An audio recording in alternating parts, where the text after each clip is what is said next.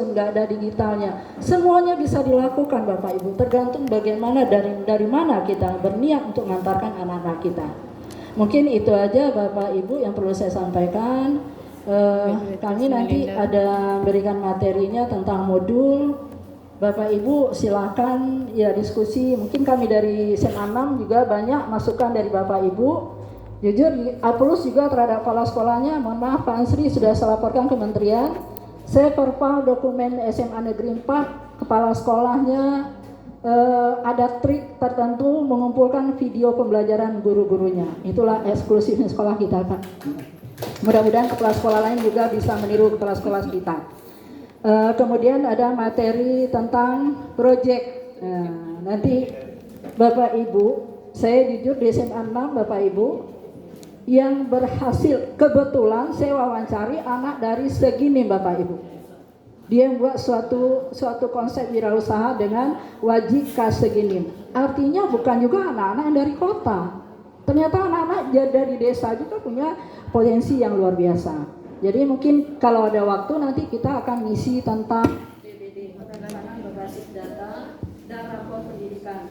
Kemarin kita sudah mengumpulkan Bu Helga dengan kawan-kawan, dengan harapan nanti bisa berbagi. Nanti kita diskusi aja Bapak Ibu. Karena dengan adanya nanti BBD, rencana berbasis data pendidikan, apa capaian ke depan harus kita lakukan. Kenapa Bapak Ibu? Rapor pendidikan adalah rapor pengawas. Saya juga punya andil dalam sekolah ini. Kenapa? Karena di IPS ada sekian orang. Kemudian pengawas pembina, kepala sekolah dan kawan-kawan. Jadi itulah tugas kita. Menaikkan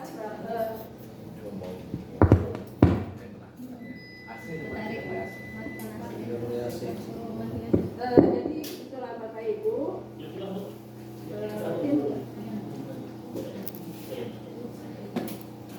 Itu aja dari saya sudahi. Wassalamualaikum warahmatullahi wabarakatuh. Waalaikumsalam warahmatullahi wabarakatuh. Baik, itu tadi kata sambutan dari pengawas pembina SMA Negeri 6 Bengkulu Selatan. Kita lanjutkan ke acara selanjutnya, yakni acara inti. Mungkin acara inti ini akan langsung dipimpin oleh Pak Neto dari SMA Negeri 6 Bengkulu Selatan. Kepada Pak Neto kami persilakan dengan segala hormat.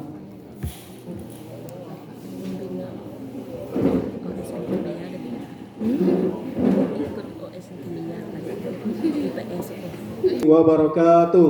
Waalaikumsalam warahmatullahi wabarakatuh. Mohon izin Pak Kepala Sekolah, Bu Pengawas, Bu Sri Pak Alam. Sama dengan 4. 2 ditambah 2 sama dengan 4. Ditambah 4 sama dengan 8. 8 ditambah 8 sama dengan 16. Yang sudah saya sampaikan. Kemudian ada kesepakatan kelas ini saya tawarkan Bapak Ibu saling menghargai pendapat orang lain, berbicara secara bergantian dan HP mohon di silent. Setuju Bapak Ibu? Setuju. Ada yang mau ditambahkan? Boleh makan. Iya, boleh sambil makan dan minum.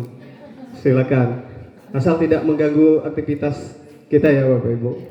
Oke, terima kasih. Ada tambahan, boleh makan dan minum.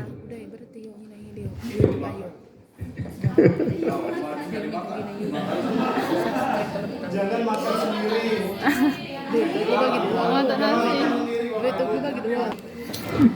Oke. Terima kasih. Kesepakatan ini Bapak Ibu harapannya juga kita sampaikan kepada anak-anak kita di tahun pelajaran atau di awal semester. Jadi ada kesepakatan kelas agar kita bisa mengontrol kondisi kelas kita.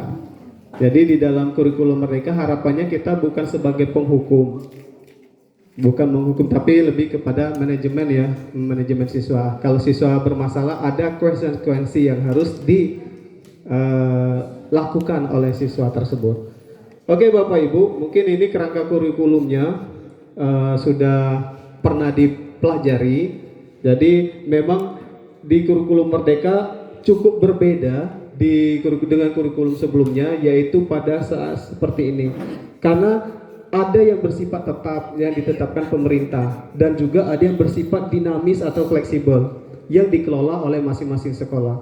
Jadi seperti modul ajar ini diserahkan kepada masing-masing sekolah. Berbeda dengan sebelumnya ya, memang ada langsung dari pusat contoh, tahapan-tahapan dan lain sebagainya. Kemudian Bapak Ibu, oke, kita sudah memasuki kelas 10 ya. Untuk mata pelajaran IPA kita terintegrasi atau terpisah? Terpisah ya. IPS juga begitu? Terpisah ya. Karena memang kita dibolehkan memilih mata pelajaran berdiri sendiri, sistem blok atau terintegrasi. Kalau sistem blok tuh begini Bapak Ibu, kimia diajarkan 3 bulan pertama. Juli, Agustus, September belajar kimia, tidak belajar fisika biologi. Nah, lalu di 3 bulan berikutnya biologi saja, itu maksud yang sistem blok. Kalau mata pelajaran berdiri sendiri yang kita lakukan, terintegrasi ini masih seperti SMP, jadi semuanya diajarkan, itu maksud yang terintegrasi. Kita lanjutkan ya Bapak Ibu. Nah, yang membedakan poin penting tujuan akhir dari kurikulum Merdeka ini adalah menciptakan profil pelajar Pancasila.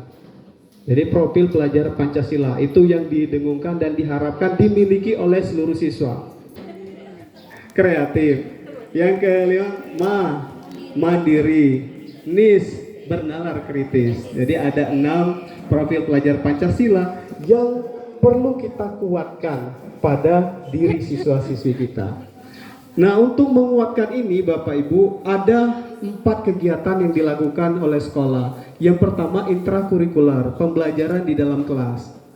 Oke, pembelajaran di dalam kelas atau istilah kita tatap muka. Selebihnya ada namanya proyek penguatan profil pelajar Pancasila. Ini yang membedakan betul. Ada proyek yang terintegrasi kepada seluruh mata pelajaran.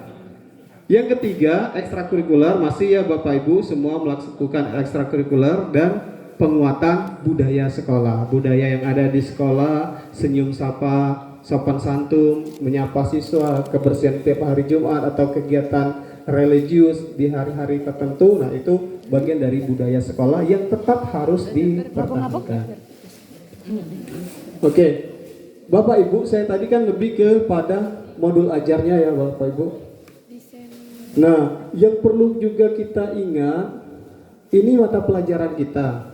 Kalau IPA IPS digabung ada 10. Tapi kalau misal IPA IPS-nya terpisah ada 15 mata pelajaran. Dan ini adalah jumlah jam. Kalau kita hitungan per minggu, PABP itu intrakurikulernya 2 jam, proyeknya 1 jam. Sehingga totalnya 3 JP untuk mata pelajaran. Artinya include ya Bapak Ibu, seluruh guru mata pelajaran yang ada di kelas juga harus mengajarkan proyek. Ini pengaturan jumlah jamnya berdasarkan Permendikbud nomor 262. Yang adanya mata pelajaran informatika. Kalau sebelumnya kan nggak ada informatika. Lalu seni atau PKWU ini dipilih. Seninya langsung memilih apakah seni tari, apa seni rupa, seni musik, disesuaikan dengan sumber daya yang ada di sekolah. Guru yang adanya apa. Terus PKWU ini juga termasuk pilihan. Bapak Ibu, kalau kita nggak ada guru informatika, pendidikan informatika, untuk kelas 10 bisa diajarkan linear didapodik untuk sertifikasi guru matematika, fisika, kimia, biologi. Itu bisa mengajarkan informatika. Di kelas 11 nanti, tapi kalau masih ditawarkan informatika, itu tidak diakui lagi. Informatika ini hanya linear untuk mata pelajaran MIPA tadi di kelas 10 saja. Berarti khusus untuk kelas 10. Ya, kalau kelas 11-12 dia harus diajarkan oleh guru yang bersertifikat pendidikan komputer atau pendidikan informatika. Begitu ya Bapak Ibu. Nah, seni PKWU kita ada berapa rombel? Kelas 10? 5. Nah, boleh begini misalnya 10-1 karena kita nggak ada lagi penjurusan ya Bapak Ibu, bisa 10A atau 10.1. 10.1 itu misalnya seni tari, 10.2 seni rupa, 10.3-nya seni musik, 10.4 dan 10.5 PKWU. Bisa seperti itu pengaturannya, karena dia memilih. Oke, dia pilihan sifatnya. Sama berarti. Nah, untuk kelas 11 nanti kita ada 8 mata pelajaran yang sifatnya umum. Dan sisanya, nah 22 JP ini umum, sisanya itu pilihan, menawarkan pilihan kepada siswa apa yang diminati. Lebih spesifik ke IPA, IPS, bahasa, ataupun gabungan ketiganya. Ini juga berdasarkan analisis di KOSP kita, Kurikulum Operasional Satuan Pendidikan. Kelas 12 tinggal melanjutkan mata pelajaran waktu kelas 11 tadi. Itu Bapak Ibu. Nah, kita sekarang ke modul ajarnya. Untuk menyusun modul ajar ada CP dulu ya Bapak Ibu. Ada yang sudah download CP? Ada ya? Oke. Siapa yang sudah mendownload CP? ATP, alur tujuan pembelajaran sudah, dan modul ajar. Jadi urutannya kita mendownload CP atau capaian pembelajaran, habis itu dari CP ini kita turunkan menjadi tujuan pembelajaran. Banyaknya tujuan pembelajaran, urutan berdasarkan jumlah jam, ini dimasukkan di dalam ATP. Terakhir kita buat modul ajarnya. Oke, ini arti dari CP Bapak Ibu. Kompetensi pembelajaran yang harus dicapai peserta didik pada setiap fase. Kita kelas 10 itu namanya fase E, kelas 11-12 fase F. Jadi materi 11-12 itu bisa sama tapi tinggal kita pilih. Oh, ini materi ini ke kelas 11 saja, materi yang satu ke kelas 12. Misalnya gini, asam basa kalau di kimia itu materi fase F. Bisa kita ajarkan ke kelas 11 atau mau di kelas 12. Bergantung analisis kita. Karena penyusunan modul ajar ini diharuskan berkolaborasi, jangan susun sendiri.